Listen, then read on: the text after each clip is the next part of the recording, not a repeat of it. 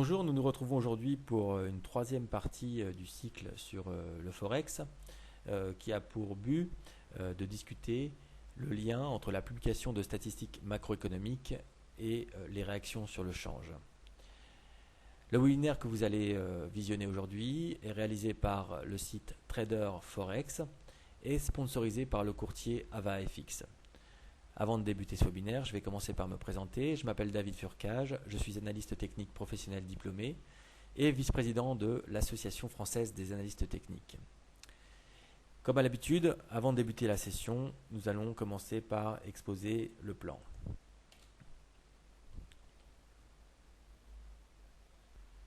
Nous expliciterons dans un premier temps le lien entre la publication de statistiques macroéconomiques et les réactions sur les marchés financiers. Dans un second temps, nous verrons comment on utilise les différentes sources d'informations. Dans un troisième temps, nous discuterons la distinction entre la statistique observée et la statistique anticipée.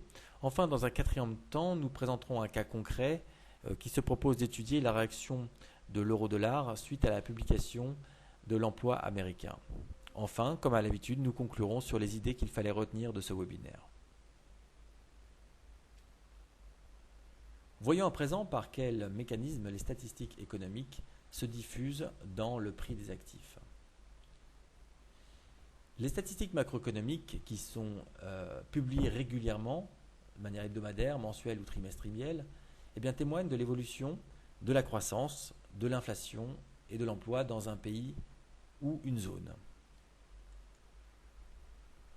Les marchés, que ce soit les indices actions ou l'obligataire ou le forex, réagissent immédiatement à ces publications qui, effectivement, témoignent de la force ou de la faiblesse de l'économie ou de la zone.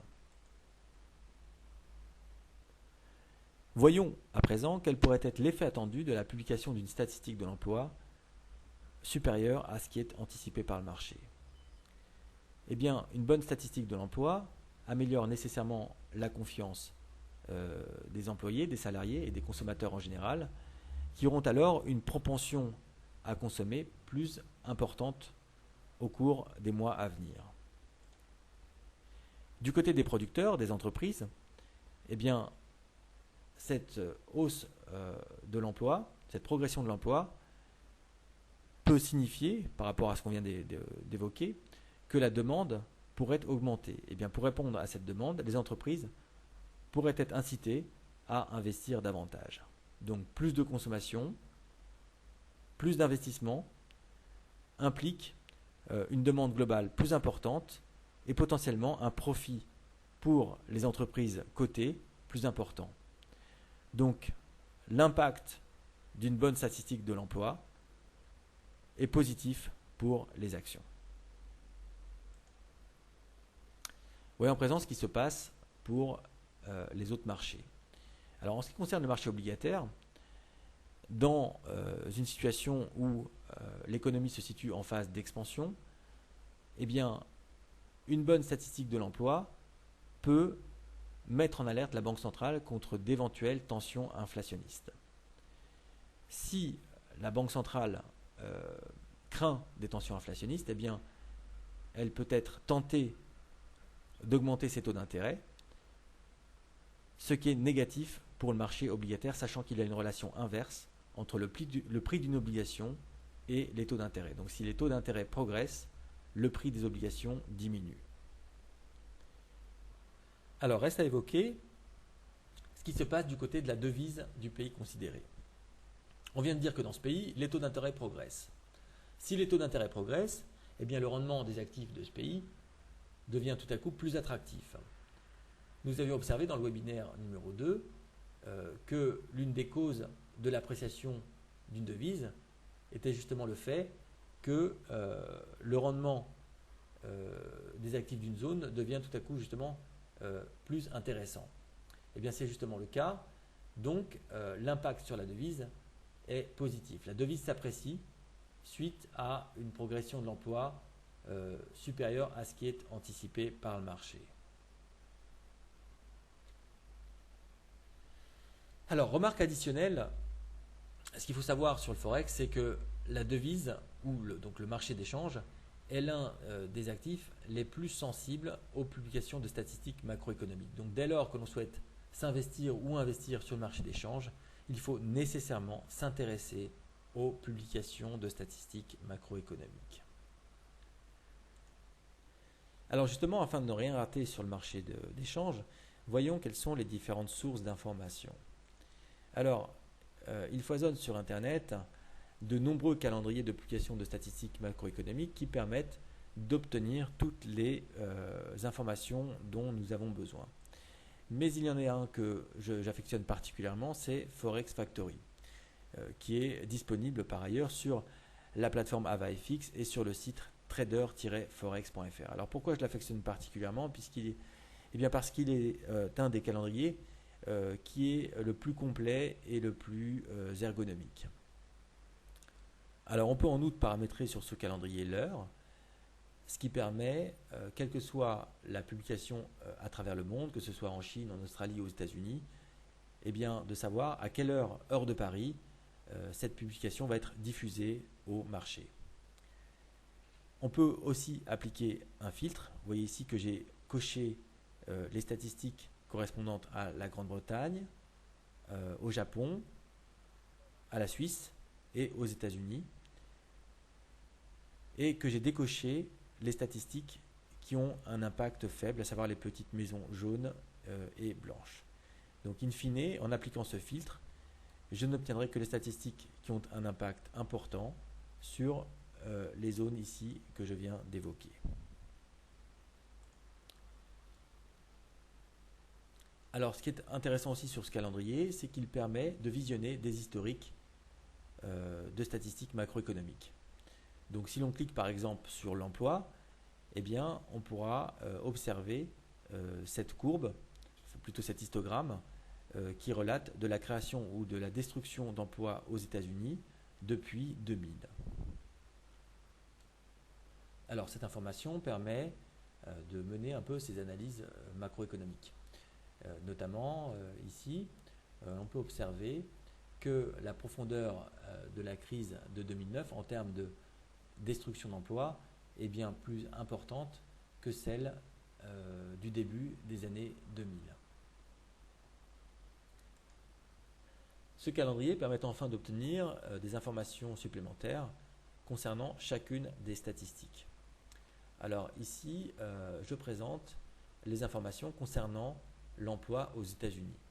Vous pouvez observer sur ce calendrier quelle est la source de cette statistique, qui produit cette statistique.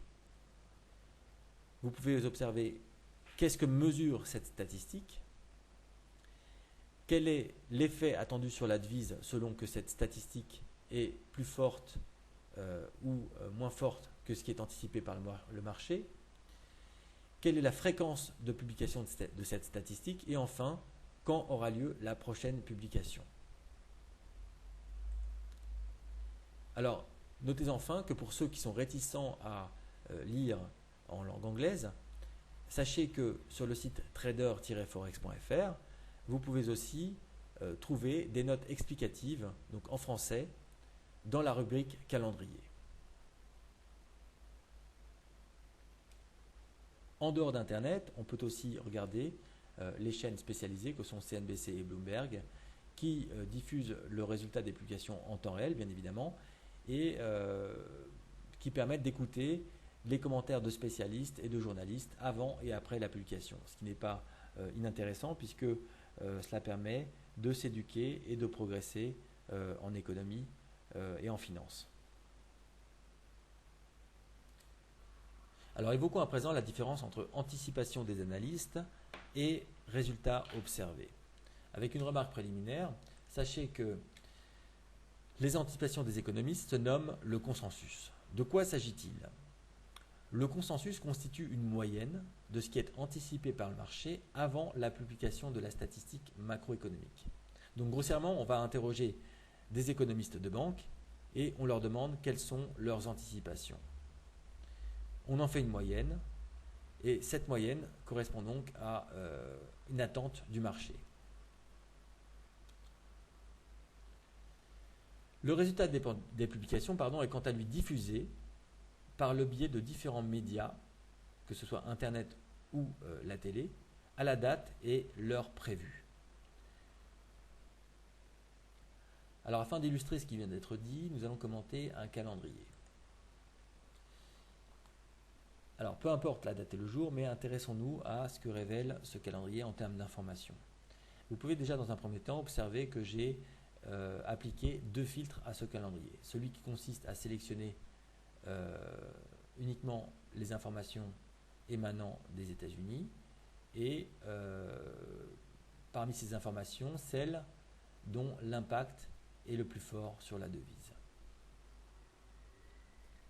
Alors si l'on s'intéresse à la première ligne de ce calendrier, on peut voir qu'elle concerne l'emploi non agricole aux États-Unis. Le jour de la publication, le marché s'attendait à une création nette d'emplois de 63 000 et ce qui a été réalisé en réalité est une création nette d'emplois de 151 000 personnes. Donc ce qui a été réalisé est supérieur aux attentes du marché.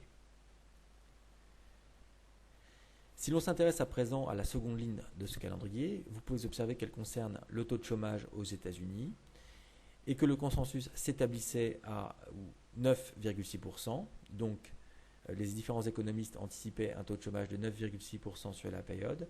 Et ce qui a été réalisé, eh bien, un taux de 9,6%.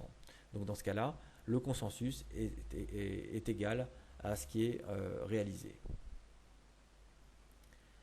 Par ailleurs, ce qui est intéressant sur ce calendrier, c'est que vous pouvez observer en certains endroits qu'il n'y a pas ni de consensus, ni même de chiffres observés.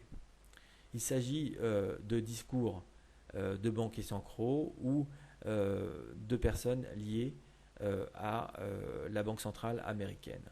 Donc bien évidemment, on n'attend pas de chiffres particuliers lors d'un discours.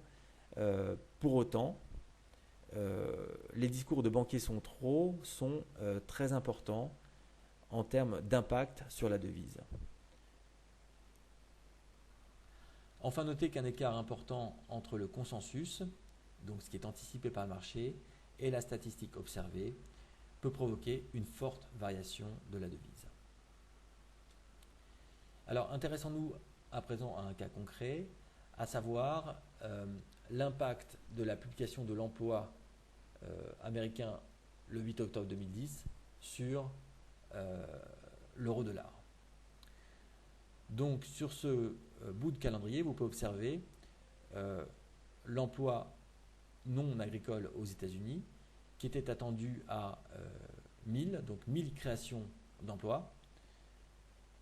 Et en réalité, la statistique observée a révélé une destruction nette d'emplois de 95 000. Quant au taux de chômage, ici, il était attendu à 9,7% et en réalité, il est ressorti à 9,6%. Voyons en présent ce que cette statistique a provoqué sur l'euro-dollar. Donc ce qui est assez classique avant une statistique très importante, c'est que le marché évolue en range.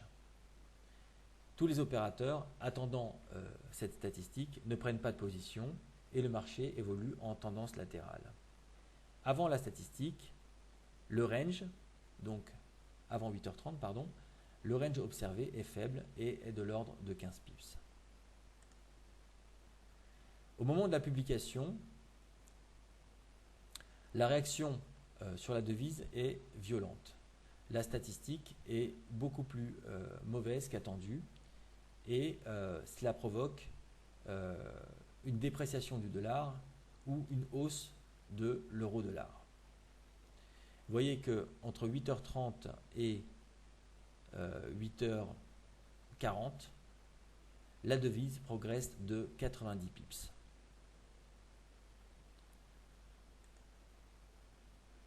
Alors ce qui est intéressant d'observer, c'est que avant la statistique, le range est faible, de l'ordre de 15 pips, mais que durant l'heure qui suit, le range est fort et est de l'ordre de 148 pips. Donc la statistique a produit une perturbation qui a engendré un surcroît de volatilité. Donc ce qui est intéressant dans cet exemple, c'est d'observer que la statistique économique, ici l'emploi, a vraiment perturbé l'euro-dollar. Il y a eu un avant la statistique et il y a eu un après. Compte tenu de ce qui vient d'être évoqué, vous comprendrez l'importance à présent d'ouvrir un calendrier de publication macroéconomique avant de se positionner sur le marché des changes. Je vais à présent conclure sur les idées qu'il était important de retenir.